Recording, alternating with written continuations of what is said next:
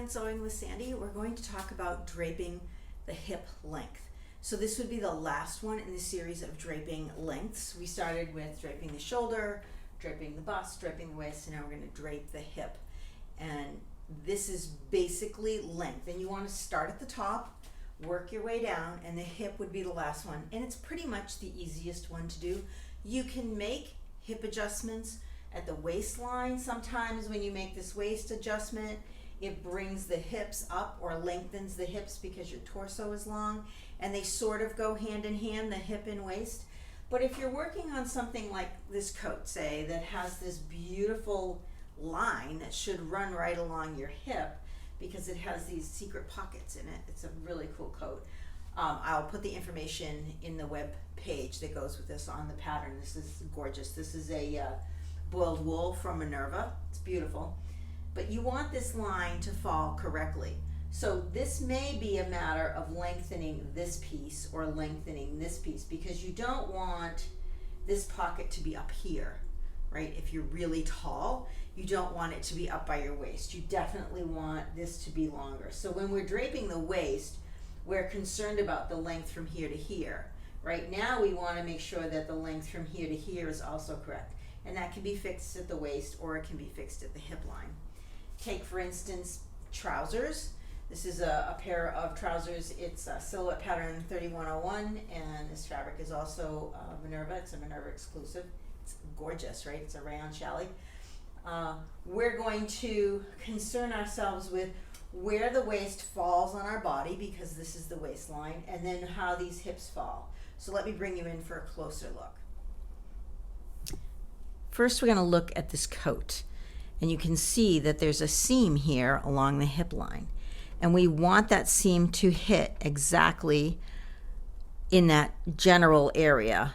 You don't want it down too low, because then your arms would be too long and you wouldn't be able to get your hands in your pockets. They would be useless. And also, again, you don't want it too high. So this piece could be lengthened or shortened here just above on this piece or on this piece, depending on how everything falls, right? Remember, if you lengthen this because you have a long torso, these now may be too low and you may need to shorten the bottom, right? So it's not a simple process of one or the other. For something like this, you definitely need to make a practice garment to make sure that the fit is perfect. And that is, there's so much work and detail into this gorgeous coat that you want to make sure that you get this done correctly and that it fits correctly. But it's a beautiful coat, and I love these little hidden pockets. All right, now we're going to look at these pants. When you make a pair of pants the first time, or your muslin, you always want to make them to the pattern, and you want to make a pair of pants that sit at your natural waist. If you want high-waisted ones, it's easier to make that adjustment after you get the fit on this. So these hips, this pant you want to check and do ahead of time because it has slash pockets here. These will be in the way if you make adjustments afterwards. And certainly you can't make an adjustment to a pair of pants and then wear them. That would be silly. But you don't want to always shorten your pants here at the waist. Where you want to shorten them is this run. If this rise is too long, say you're really short from here to here, then what you want to do is you want to lift up the fabric in the middle. So this is your practice garment, and now you're checking the fit and you see that they're way too long. So you want to lift up, and you go all the way around and you lift them up the same all the way around, and what that does is that shortens, can't get a pin in there, there we go. What that does, if you go all the way around, is it shortens the distance from the crotch to your belly button. So by taking this in, and what you would do is you would take this in and then transfer this shortening to the pattern. Just like we shorten and lengthen the bust and the hips and the waist, you would fold the pattern at the crotch line, somewhere along the crotch line for the front and the back, and make this adjustment on the tissue so the next time you made your pants they would fit correctly.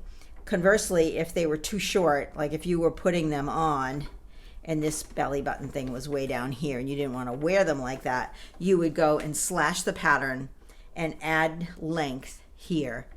Now, you want to do that before you adjust the pockets. The pockets are going to be fine because if you add length to the front and the back, you still want the pockets up here by the waistband.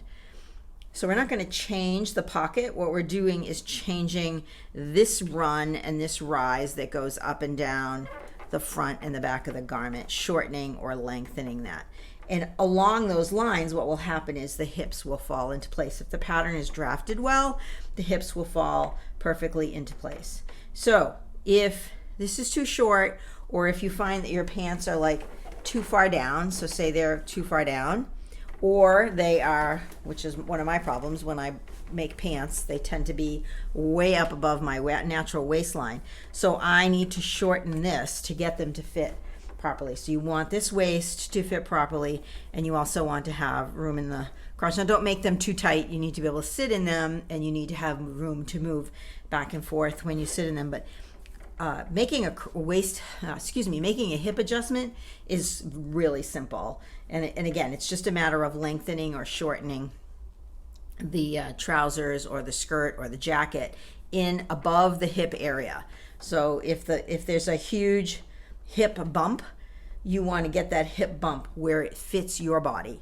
Whether it's higher or lower is depending on your structure and your height, and everybody's a little different, so that's why we want to make that adjustment. But really simple. So join us for the rest of the series and learn how to make adjustments in draping for the length of your garment. Coming up in the next part of the series, we'll do circumference adjustments and depth adjustments. Happy sewing. Bye.